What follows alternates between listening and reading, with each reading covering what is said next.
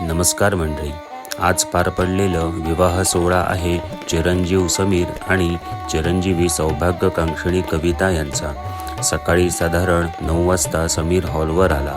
भटजींनी पुण्यावाचनाची तयारी करायला घेतली। समीर पुण्यावाचनाला येऊन बसला। सगळ्यात आधी सुहासिनींनी सर्वांना हळद पिंजर लावून ओवाळून घेतले आणि यजमानांची गाठ मारली। त्यानंतर भटजींनी गावच्या देवांना गाराणे करून पुण्यावाचनाला सुरुवात केली। समीरचे फक्त पुण्यावाचन करायचे बाकी होते। हळद, घाणे आणि नीम तो घरी सांडून आलेला होता। समीरचे पुण्यावाचन होताच कविता पण हॉलवर आली। कविता पण पुण्यावाचन घरी ठेवून आलेली असल्याने ती सरळ माळेला उभी राहिली। बेंजोवाले पण दनादन बेंजो वाजवत होते, त्यामुळे हॉलवर प्रचंड उत्साहाचे वातावरण होते। पुण्यावाचन करून समीर जानवशाला येऊन बसला। इकडे कविताच्या आईबाबांनी समीरचे पाय धुवून त्याला ओवाळून घेतले आणि त्याला गोड मिठाई भरवली आणि समीरला माळेसाठी घेऊन आले। 2 मंगलाष्टक होताच कविता पण माळेसाठी आली आणि मग तो खास क्षण आला। मंगलाष्टकांच्या गजरात देवब्राह्मणांच्या साक्षीने दोघांनी एकमेकांना माळ घातली आणि विवाहबंधन निर्विघ्नपणे पार पडले। यानंतर पाहुण्यांनी जेवणाचा आस्वाद घ्यायला सुरुवात केली। त्यानंतर कविताच्या आईबाबांनी समीर आणि कविताच्या डोक्यावर अक्षता वाहून त्यांना आशीर्वाद दिला।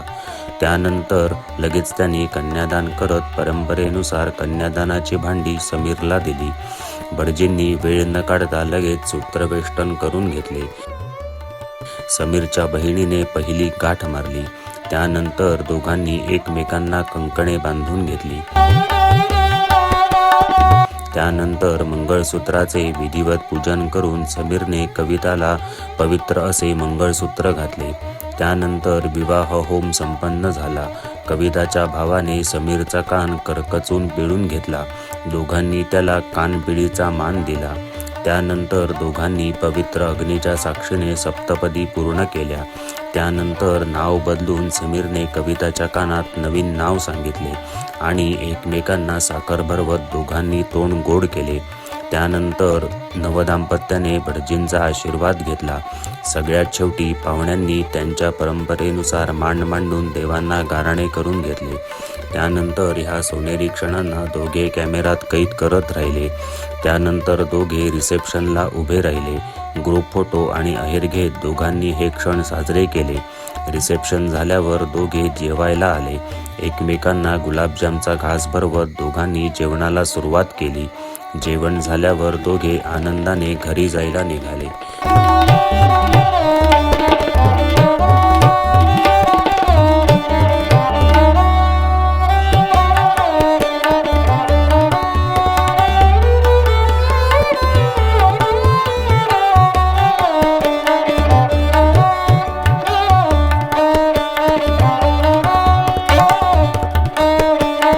तर असा हा विवाह सोहळा सर्वांच्या मनात आनंदाच्या आठवणी सोडून गेला। समीर आणि कविताला लग्नाच्या मनःपूर्वक शुभेच्छा। तुम्हालाही असंच चोखात लग्न करायचं असेल तर आजच आम्हाला संपर्क करा। गुरुप्रसाद मंगल कार्यालय, कणकवली, बानकरवाडी। फोन नंबर आहे 94 21 90 47 70। धन्यवाद।